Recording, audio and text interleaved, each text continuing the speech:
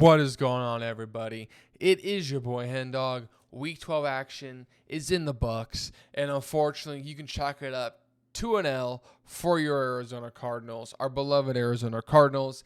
They did not respond out of the bye week. Sleepless? No, they fall asleep in Seattle, 16-6. The story of this game is the offense, and it should be the offense. The defense once again hit the ground running. They looked good. They got the Geno Smith. They forced a turnover.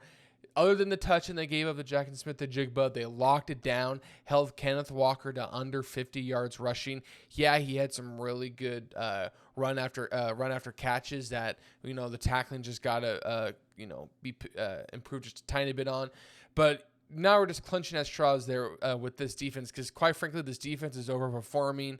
This defense was not really worked on in the offseason, and Monty Osfort really didn't make any he didn't really try hard to make improvements to the defense prior to the trade deadline. Baron Browning being the only exception as he was acquired from Denver.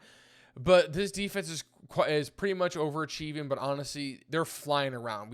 I love the play from the defense. And Max Melton, even though he was under the weather really late, he popped up on the injured list at the very Saturday night, Sunday morning. So that was a bit of a question mark, a little bit of a scary moment, but he played well. Garrett Williams, I just every week that he just balls out, it's insane to me that he fell to. I mean, he fell to us in the draft because of his injuries, but I mean, come on. When he's healthy, you saw it in college. He was projected to be a first round pick despite his injury, but because of injury, he got pushed back around later, which still to this day makes no sense to me with the kind of medicine and science we have now, and trying to improve recovering from injuries and stuff like that. People are coming back faster and stronger and better than players in years prior because stuff gets getting better and more improved.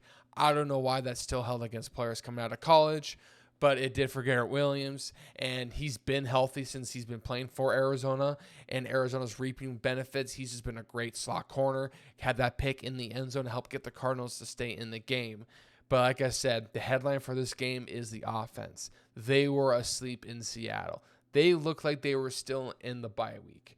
Jonah Williams was, one of the talking points out of the bye week during practice. Him and Darius Robinson. Jonah Williams ultimately was activated prior to the game. Darius Robinson was rolled out. And Jonah Williams was practicing. Vibes were good. They thought, plug and play, he would do well. That was not the case. He did bad. He struggled. But it wasn't just him. It was the entire offensive line that struggled. Paris Johnson Jr., our standout tackle, 4th overall pick from the Ohio State University, will get paid. I believe it. He will make a lot of money when his extension's due because he is going to be one of the best tackles in football. He had his worst game in the NFL. Think about that. He's already been in the NFL for 2+ years, essentially. And he had probably his worst game of his career, his young NFL career, though. And what is that, over 30? That's about 30 games or so. His worst game in 30 games. That's impressive, and it's right. Players, even the best players, will have their worst games. But he had his worst game yesterday. Kyler Murray had a terrible game yesterday. He got injured. He had an injury in the rib section, in the rib area or stuff like that. He was being tended to, but he ultimately came back in the game, and he made some plays. But that 4th down that led to the pick six, one of the only other touchdowns the Seahawks had, that was pretty much the decider in the game. Which sucks. It's a killer because the Cardinals got ruled out of the end zone with a passing touchdown because of a hold. I think it was a holding call. It was a bad game all around. The pick six was just ugly. Kyler Murray missing McBride in the end zone. That's insane to me. I don't get that. Literally from our own end zone to the red zone, Trey McBride and Kyler Murray are incredible. But when we get to the opponent's 20-yard line and in, literally other than a 1-yard handoff to Trey McBride like he had earlier in the season, for some reason, Kyler and McBride cannot just get on the same page. That's just It's insane. He missed Trey McBride wide open the end zone. That would have cut it to 3 points. Did the injury have a factor in that? Maybe. But, man, he's wide open. You got to hit that. So, Kyler Murray didn't have a good game. Marvin Harrison Jr., Michael Wilson, and Greg Dortch. 6 catches for our wide receivers that game. That is terrible. The weather conditions leading up to the game were horrendous. There were supposedly weather cyclones in Seattle. People were without power. And even going into the game, it was rainy. It was windy. But Seattle had no problem slinging that rock around. Arizona shouldn't have that either. 6 receptions for your wide receivers, including only 3 to Marvin Harrison Jr. He made a great catch. I mean, honestly, I don't know. Let me know in the comment section what you think about the rule. We've seen it like 3 times now. 2 before Marvin Harrison Jr. where a wide receiver gets 1 foot in twice. I don't know. That may just be neat, but I feel like if he gets the same foot in twice, I feel like that should count as 2 feet. That's just me. I could be wrong. It's just weird. I mean, I don't know. I feel like that should be a touchdown. But even then, Michael Wilson makes a great over-the-head catch. Other than that, the wide receivers did nothing. Is that separation? Is that game planning? Play calling? Drew Petzing? It's probably a little bit of both. But honestly, the play calling wasn't great.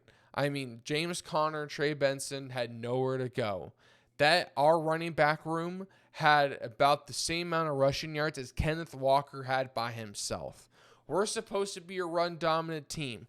Well, guess what? We got dominated at the point of attack, on the line of scrimmage, on the offensive side of the ball, and it felt like on the defensive side of the ball at times.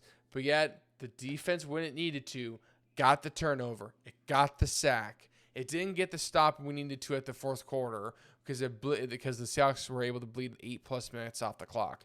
But when the defense is still able to give up, subtract that pick 6, subtract the 7 points that the pick 6 led to, so that would be, 9-6? No, because they scored that touchdown.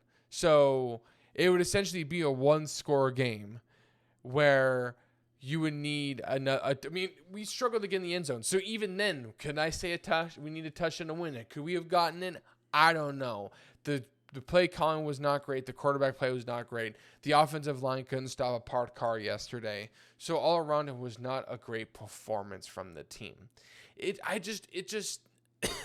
didn't choke it. We can't say they didn't choke it because there's a whole lot of the season left.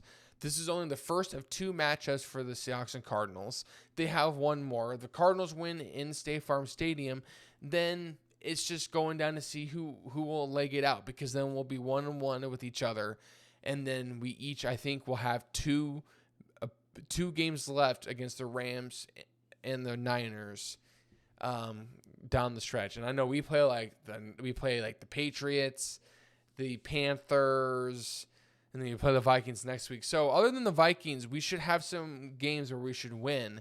I don't know what the Seahawks schedule looks like, but the Niners and Rams both losing as well really helps us, because it kind of, at the moment, will look like it's a Cardinals and Seahawks race.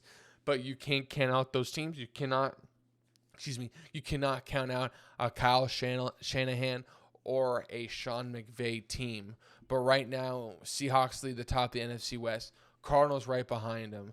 And the Cardinals are going to need to figure out how to get this offense going, because this offense cannot continue to be inconsistent if they want to win the NFC West and they want to get to the playoffs, because the defense is balling out. The defense is doing exactly what they need to do to keep the offense in these games. Like I said, they're overperforming with what they got. I mean, what more can you ask from Nick Rawls and Jonathan Gannon, led by Kaiser White, Mac Wilson, all these guys, Buda Baker, like, these guys are playing their butts off. This defense is performing. They're overperforming. Yet this offense is on, off. It's on for a couple games, and it's off for a game. Like, coming out of the bye, we should not look asleep as we did. You had 2 weeks to prepare for a Seattle defense that ranked in the middle of the pack in rushing and passing. We should have been able to get at this defense. Yes, they had time to prepare. Yes, ironically, when this team comes up against a good running team, like they did even the Rams earlier, they able to kind of stuff Kyron Williams to an extent. They able to stuff James Conner. But we have Kyler Murray. We have good wide receivers. We should be able to get them open. Trey McBride was able to be dominant again. There has to be a way we have to consistently get production from these wide receivers. Greg Dortch cannot have just one catch. Michael Wilson cannot just have 2 catches. Marvin Harrison Jr., I'm sorry, he cannot just have 3 catches. He's going up. The production's up and down everywhere. So if this team wants to win the NFC West, especially if they want to win next week in Minnesota against a tough Minnesota team, this offense needs to be consistent. Kyler Murray is going to play better. But that injury is going to be worth monitoring because that Minnesota defense can rush the passer. And if our offensive line is going to struggle, if they struggle any percentage like they did in this game against Minnesota, they're going to get to Kyler.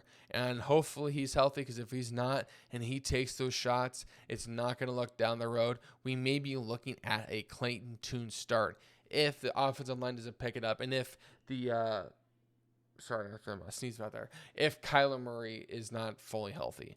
So there's multiple things at play here. So film room, practice, that's all the Cardinals can do, and they got to prepare for Minnesota, because even though Minnesota's a tough team, they're not, the Bears came back and it took them to overtime. So if the Bears can take the Vikings to overtime, yes, I know they're in Soldier Field and we have to go away. But if the Bears can do it, the Cardinals should be able to do it.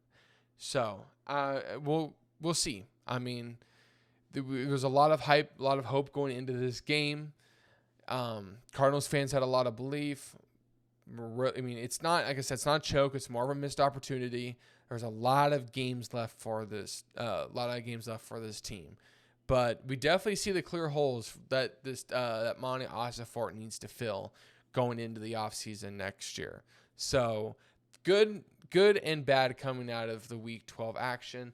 Like I said, Week 13 is going to be tough. Like Minnesota Vikings just nail biter to the Chicago Bears. So I imagine, Kevin O'Connell, Brian Flores is not going to be I'm President Brian Flores is not going to be happy about how the defense played.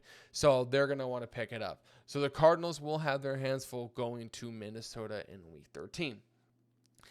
Thank you all for tuning in to this fan reaction for that Week 12 loss. It was not a great outcome, the outcome we wanted, but the Cardinals will move, practice, hopefully improve, and we will preview the Week 13 matchup with the Minnesota Vikings here on this channel. So please do hit the subscribe button and hit the like button on this video if you did enjoy. Hit the comment section on what you thought on the game, or if you're not a fan of these teams, let me know what your team is and what you thought of how their season is going so far and what their Week 12 game was, unless you're like a fan of the Falcons who were on a bye. So thank you all for tuning in this video. If you haven't already, please do check out my TikTok. The link for that TikTok will be in the description. If you do not check out any more of the content after this, I hope you all have a good Thanksgiving. Hope you eat a lot of food. I hope you get the drink. I hope you get to watch some good football. Hopefully your fantasy teams, if you do it, are doing well. Unlike mine, my luck this year was so bad in fantasy football.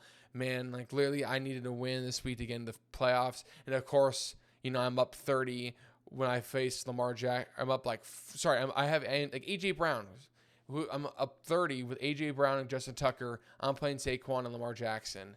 And of course, Saquon goes for 51. My luck this year. So hopefully you have better luck than me in fantasy this week and this rest of the season. Please do have a good Thanksgiving. I'll see y'all later. I love y'all. Peace.